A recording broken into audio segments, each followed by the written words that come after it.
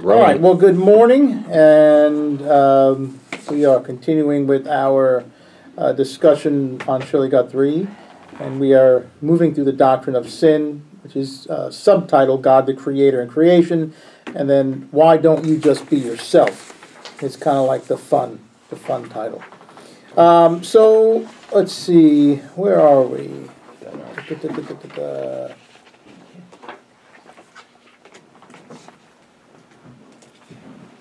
Oh yeah, last week we talked about original sin, and this week I think we're going to pick up with, or did we talk about inherited sin last week? Let's find out. I'm thinking of favor. It doesn't look familiar. This is why we need Patty. Right? Yeah.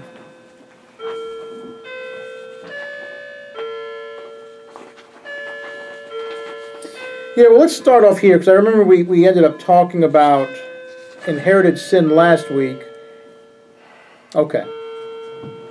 Actually, we did this last week. Well, I'll just give a brief, kind of like a summary. We talked a little bit about original sin and how it's inherited. We talked about how theologically Augustine built this, and and Augustine is a unique theologian because he is loved by both Catholics and Protestants, and it's very difficult when theologians can make that connection with both sides, and Augustine does that. People love Augustine. And if, as a Reformed theologian, and someone who doesn't really, talk about original sin, because I look at it differently, you can see people in my camp would say this is probably one of Augustine's hang-ups, is that he attaches sin to sensuality, to to sex. And because that was his story. That was his story, because Augustine was wild, and that was his story, and then of course he has this, his mother is, tirelessly praying for him, and then he finally converts, and perhaps, you might know some individuals who have gone from wild, buck wild to all, then this conversion, and then a lot of things are gone, and this is where we sometimes hear the expression, the baby gets tossed out with the bathwater. And so Augustine looks at that side of his life as totally, whoa, this is where it's all connected, possibly. So when we think about it, it's inherited, it seems logical and even scientific, genetics, that it's passed down genetically, right, even though they didn't understand it as genetically back then. And it does seem to have a biblical foundation. Indeed, I was born guilty, a sinner, when my mother conceived me, from the 51st Psalm. And there is this clear connection between Adam and us, Adam and humanity, right?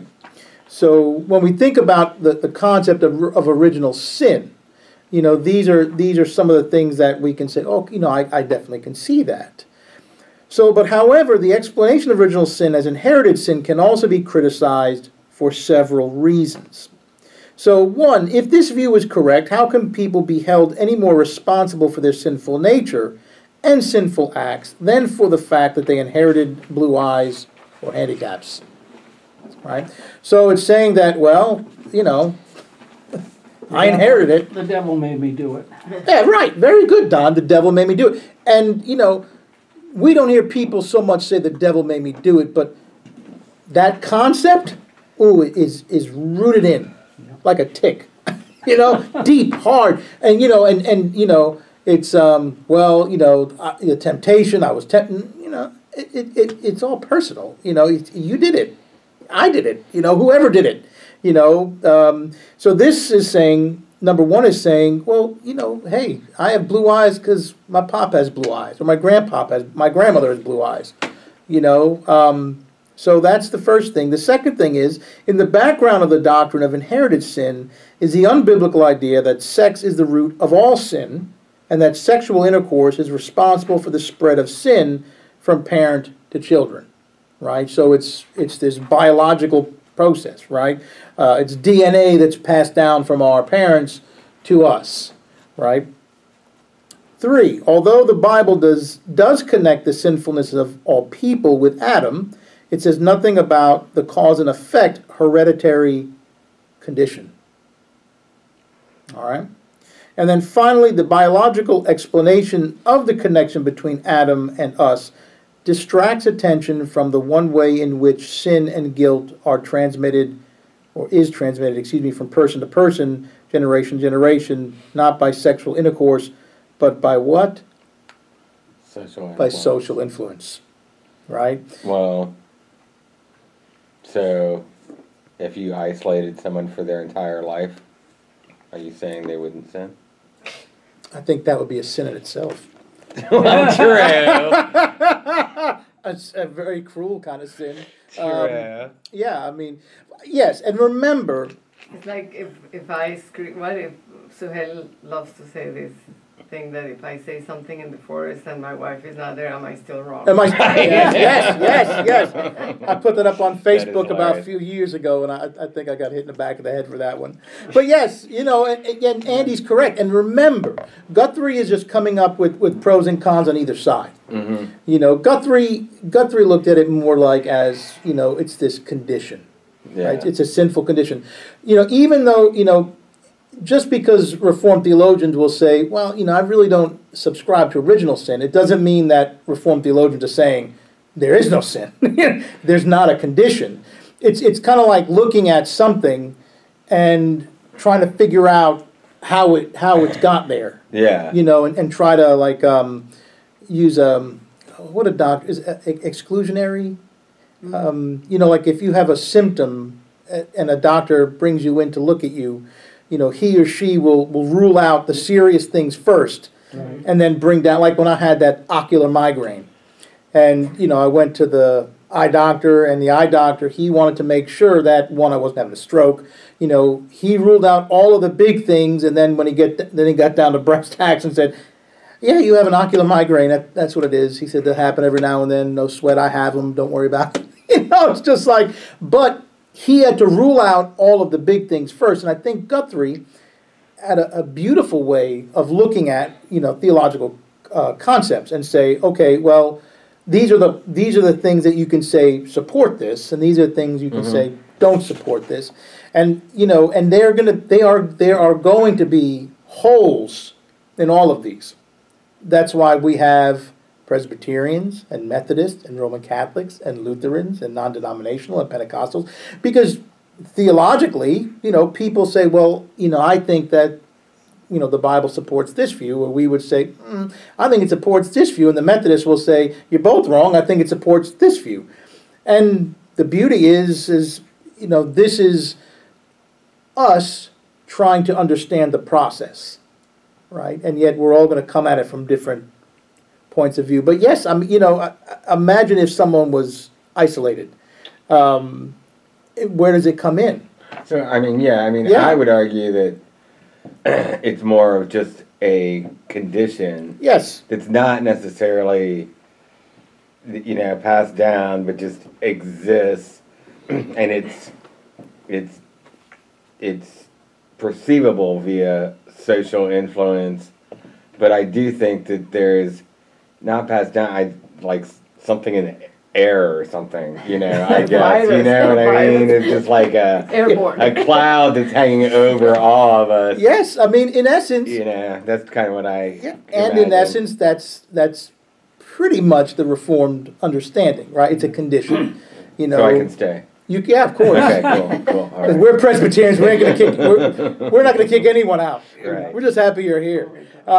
So yes, so it's kind of like we understand it as a condition. So it's like, but it doesn't just affect humans. It affects all of creation, right? So all things that God has created lives within this flux of this condition.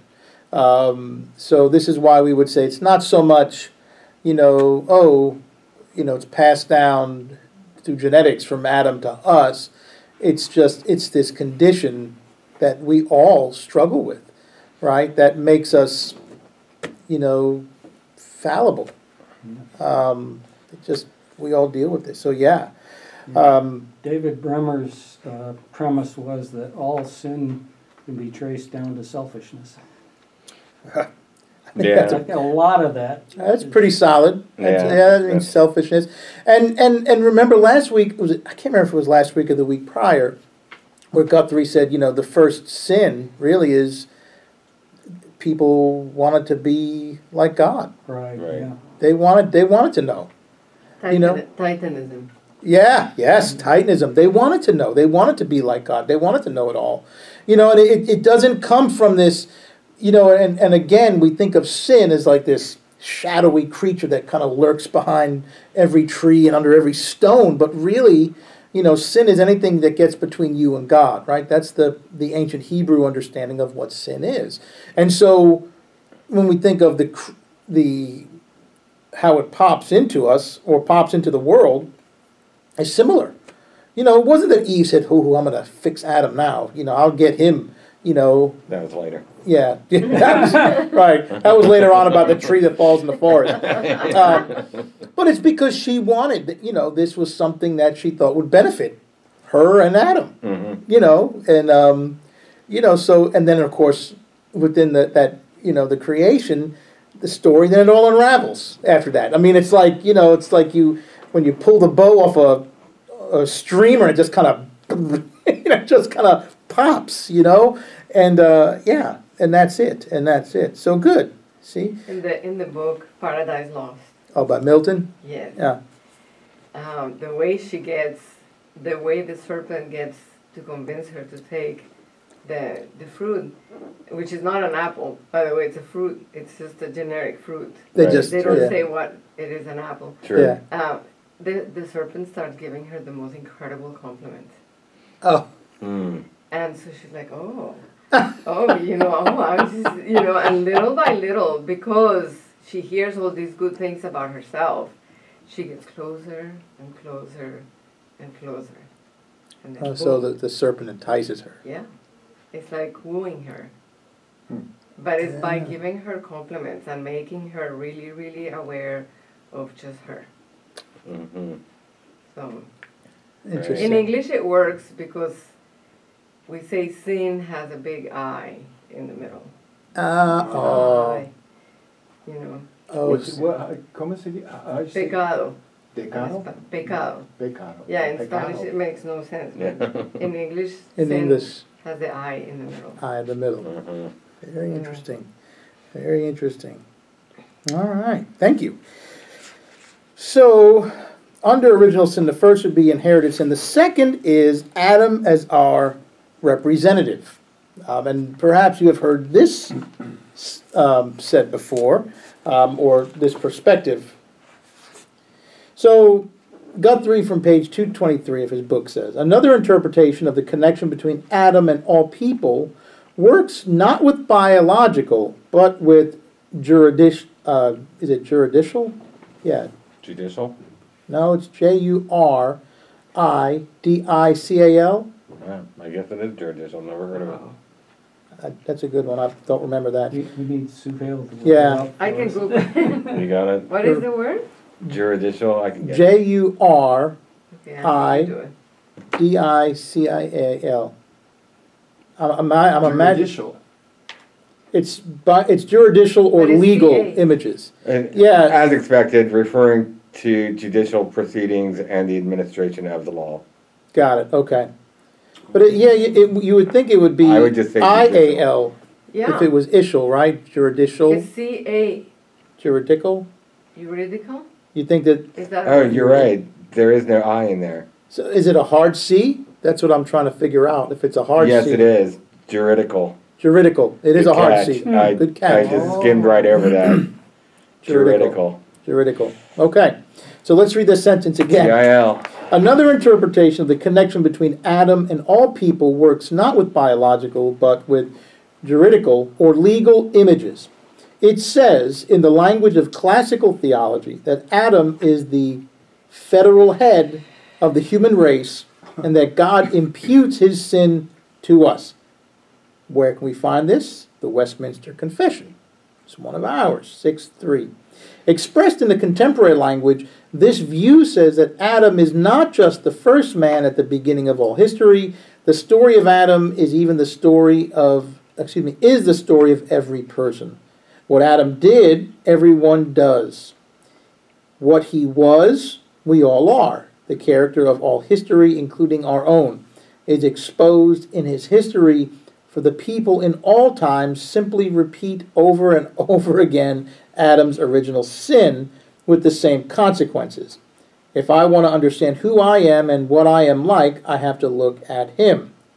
I am Adam, and then he has in parentheses, even if I am a woman. I love Guthrie, he was great. All right, so that's a basic explanation of Adam as our representative. So there are several advantages to this interpretation. One, it avoids the fatalistic, deterministic view of the doctrine of hereditary sin. Saying, okay, well, if it's not passed theologically, biologically, from parent to child, and then child grows up and becomes a parent to their children, then it is passed on in this legal way, right? It's like, well, Adam was condemned by it, therefore we are, right? He's like the head of this, what did he say? A federal head of the human race, right? Yeah. The interpretation understands sin personally. And this interpretation is also biblical, right? So Guthrie says, this could float. From one point of view, of course, the representative view of Adam has a big disadvantage. It does not explain, as the biological view, how or why it is that all people everywhere always do what Adam did. It simply states that this is the predicament that we're all in. You ain't got to. You can't help it.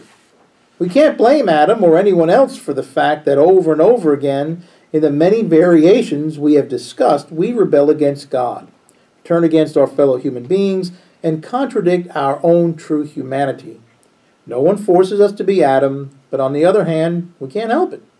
No matter how good our intentions, how often we turn over a new leaf, we cannot love God with our whole being and our neighbors as ourselves. Not even when we believe that it is the key to real self-fulfillment. As soon as we overcome sin in one form, immorality for instance, it crops up in another, a self-righteous, unforgiving attitude toward those who are not so as good as we. You ain't got to, you can't help it. That's an illogical, contradictory, impossible statement, but that's the way life is. That's the trap we are in. And the real problem is not how we can explain the intellectual puzzle of our responsibility for sin, that it is inevitable. The real problem is whether and how we can get out of this trap. Right? So both are saying that, okay, this is a problem. And looking at Adam as like this federal head of all of humanity. Well, okay, well, if this is the case, how do we get out? If there's nothing we can do about it. You can either say, well, it's original sin, and it's in our DNA, so that's a strike against us. Can't do anything about that. Or we can say, well, Adam is the federal head, and no, Adam doesn't cause us sin, right? It takes out, like Don said earlier, it takes out the that whole statement, the devil made me do it, right? That's pushed aside. But then he says, okay, you ain't gotta. You can't help it. It's us, right? It puts the blame solely on the individual, right? We still do it anyway. And I love how Guthrie said, you pull one weed, and then another one pops up somewhere else, right? So like you're no longer immoral, but now you are self-righteous. Right. Which one is worse? That's right. Which one is worse, right? And I remember it was a few weeks back, I talked about that scene in The Devil's Advocate with Al Pacino in a movie, right? And he's trying to, yes, and he's getting at Keanu Reeves, and he makes it through this court, this major trial, and Al Pacino is just, because he's the devil in the movie, and he's walking away, and he's mad, and he's he bested me. And then, as he's walking out, he sees Keanu Reeves with all the press around him. And how did you do it? How do you? Oh, no, no, no, no, no, no, no. And all of a sudden, Al Pacino starts to smile, and he starts walking down the steps, and he said, Gotcha. "Pride gets him every time," and he just walks out. And so it's this. So Guthrie comes up with this, and he says, "Look," he's like, "you might be able to say, well, I'm no longer this," and then it pops up somewhere else. It's like, like the kid who sticks their finger into the dam, to stop the leak, and then a new one pops out, and you just kind of, you're kind of going around. And so Guthrie says, okay, we can sit here and we can do this, or we can try to figure out how on earth do we get out of this trap. So it just shows, and I like this chapter because it shows that there are lots of ways that humanity has tried to understand where it comes from. It's like, okay, and Guthrie in many times will just say, all right, it's here. So how do we get out of it? Maybe that's the bigger question. How do you fix it? How do we escape this? Because that's really what we need to be talking about. So we're now going to hit then the consequence of sin.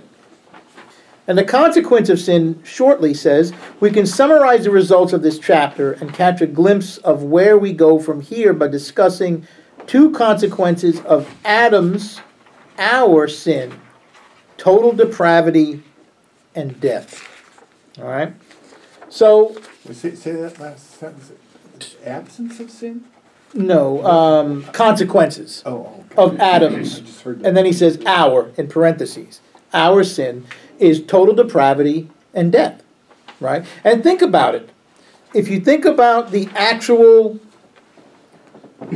garden, right, the creation story, after they do it, right, they eat the apple, and God's got the lineup, right? Adam, Eve, the serpent, and God goes down the line, lambasting all three of them, and I love it. It's almost comical because it's really the first passing of the buck. The woman did it, Yeah. the snake did it, and the snake just sits there like, if he had arms, he'd be doing this. Right. And they all have punishments, right? God doles out punishments for each of these, each of the players in this act. But think about it. Once they are removed from paradise, from Eden, and remember, the serpent says in the story, you're surely not going to die. God's, that's not going to happen. It's just a, fancy illustration or something. But really what happens, and when you look at it, when I look at it from a Reformed perspective, right, which is where we come from, this is our tradition, there really are two deaths, right? So you have this, it's this breaking, like a fissure, a crack, and you get total depravity. Right now we are separated from God, right? And so as the story of the ancient Hebrews progresses, you see that there are different ways for the Hebrews to try to reconnect with God. Right? And it starts out, some of the older stories, they're mystical, they're mysterious, right? You have people like Melchizedek. Well, who's that guy? Where did he even come from? We don't know. But he's some kind of a priest, right?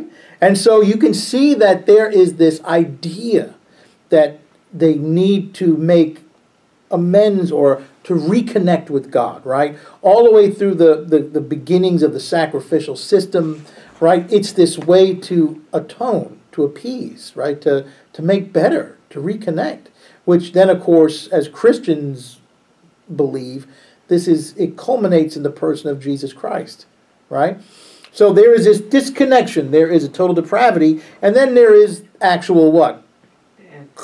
Death, right? We actually will die. All of us. Physical death. Physical death, right. And not just us, anything in creation. Everything dies on earth, right? Trees, birds, some things live long times. And I say, power to you. But they too will eventually, whether you're looking at redwoods or tortoises who have parrots who have an amazing life expectancy, even they die. And so death is part of this, right? So it's for humans there's total depravity and death. And when we look around us, death is also part of it, right? It's part of that cycle. So that's part of it. So when we look at total depravity, all people are sinners. But there is a difference between Gandhi and Hitler, right? So we could say all people are sinners, but there is definitely a clear difference, what we look at, all right? Even though we are sinful, there are definitely some bright spots, right? I mean, there are reasons for us to keep going. There are reasons that, what's the expression?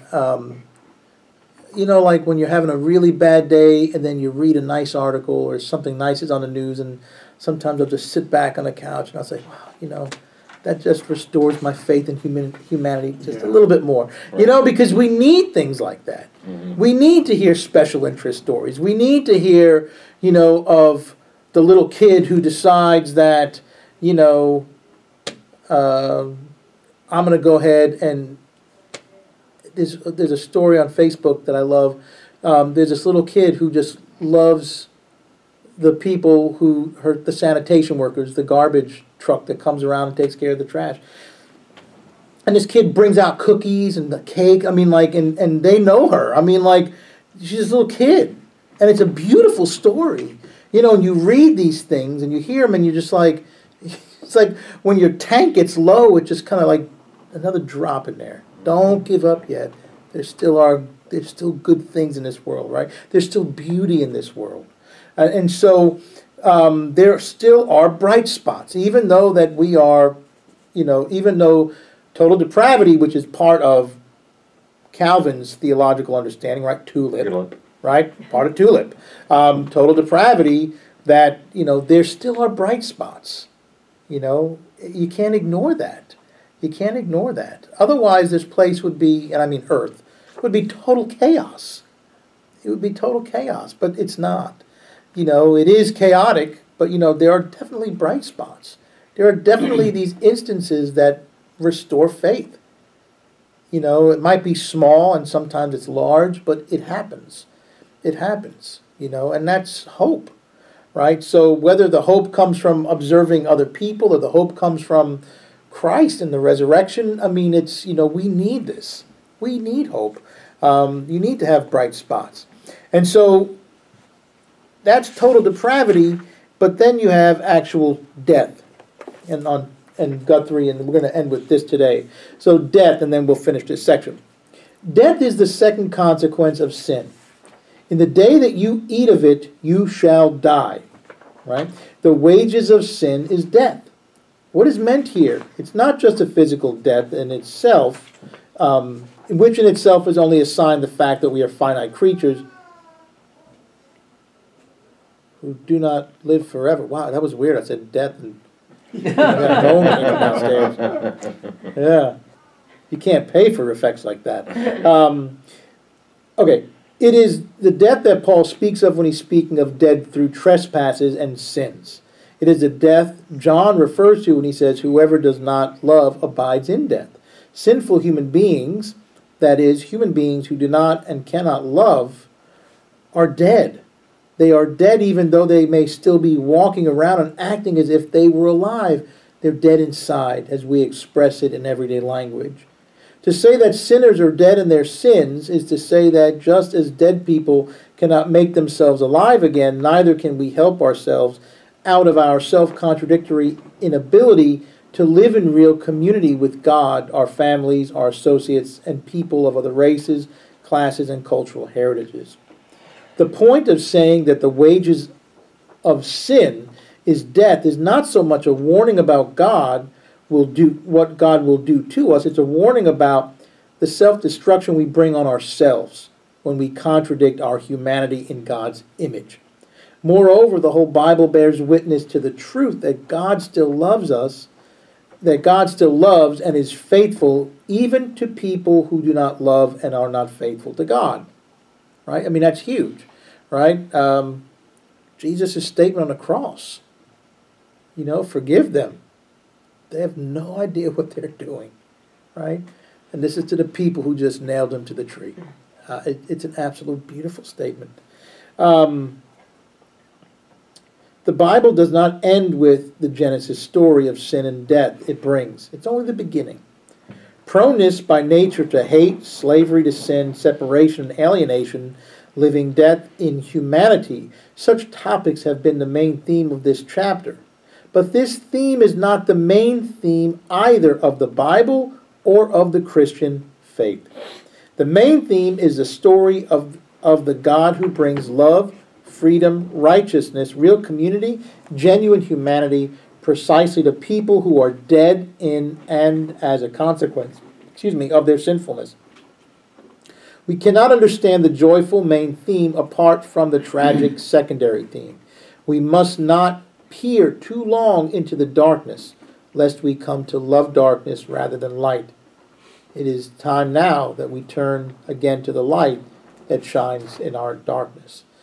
So the next section, or the next part, because we're going to be moving into another part. Part 4 is, and it is a new part, just double check. Yes, part 4 is God and Christ and reconciliation.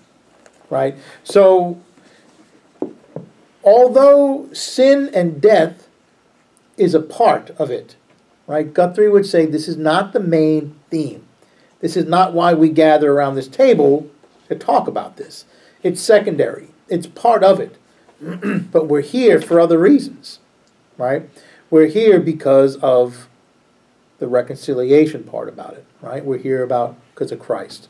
That's why everyone is here at this table. That's why everyone here is in this church. There would be no church. You'd be sleeping in right now. So next week when we begin the next chapter, we're going to start moving into reconciliation, because this is the main piece of why we are here. All right, any questions about sin, the doctrine of sin? I think it's the way you just kind of concluded this chapter is it has become important to me as I have community with other Christians from all different denominations and from all walks of life, because I feel like some of us get stuck in the sin part. People give too much attention, too much energy to the devil, and they, and some Christians are constantly speaking about the devil and the sin and the devil, and sometimes I because I've grown to appreciate what you just said, that is not the end of the story, and that is not the main part of the story. I always say, why do we spend so much time talking about this where the rest of the story is so beautiful? And not that I don't want to talk about sin or ignore sin. Sure. It's very obvious. Right, sure. But yeah, and if you want to think about the devil as a being, not personified evil, wouldn't you think that's just what the devil would want? Yeah. Keep talking about me. Keep thinking about me. Make me the center. Do it. And you fall in love with darkness, and that's the problem. And that's what he said. That's exactly. If you peer too long into the darkness, that's the place where you're going to be. That's where you're going to be. The darkness peers into you or something. Yeah. It starts to look back. Yeah, I mean, you think about it, right? And that's it. And I cannot tell you how many times. Well, not so much in my recent days, but I remember my first congregation. I had some people who would say, why don't you ever preach on hell? And I remember my response was, why? Why do you want me to talk to you about hell? I mean, we can talk about it in a study. I said, but I'm not going to preach about hell. I mean, this is a church. I preach about Christ. The good news. Right. Exactly. The gospel. That's what I preach about. That's, I'm not here to scare anybody. That's not my job. My job is to present Christ. The good news. The good news. That's what I am literally called to do. I'm not going to do that. We can have a study about it. Sure, most definitely. I don't mind doing that. Christians, we've, wondered about this and debated about this since the beginning. But again, if we put again, you know, too much stock into it. It feeds. And that's it. It does. It becomes the center. It becomes the center. And I would imagine, you know, when you think about some of the, not examples, but, it's kind of like how we have come up with our own concepts of the devil from the Bible, like Milton, you know, like Dante. Or you could even say pop culture, you know, like, you know, the devil in so many movies that we've seen, you know, like that's portrayed by people like Al Pacino or Max von Sydow, and they are these very debonair and very slick, you know, Glamorous. like clever, glamorous, you know, and it's just Man of wealth and taste. a man of wealth. Yeah, right, the master margarita. And so that's the thing, you know, you just keep giving credence to it. It's like you just keep throwing wood on a fire instead of just walking away. It's just, you know, it's not the center of our story, right? And I love how Guthrie ends his chapter. You know, and Guthrie did a great job in his book, but also in the classrooms, you know, by saying, you know, we don't have all the answers sometimes, and that's okay too. Like, it's okay to preserve the mystery of the Trinity. It's okay. We ain't going to figure it out totally. Can't do it. You know, what kind of a God would it be if we can know everything about God, you know, without question? We don't even know everything about us. You know, I mean, there are still things about humanity that boggles us, right, to scientists. And, you know, every time we keep getting smaller and smaller what we could see in the human body, it just brings up a whole new puzzle, you know, that now we can crack, you know. So, but yeah, so I love the way he ends. Do not peer into the darkness too long. You know, It's there. We know it's there. No one's arguing that. But remember, this is secondary to the primary reason why we're here and the primary piece to our story. Excellent. Thank you for bringing that up. Very good. All right. Lou's not going to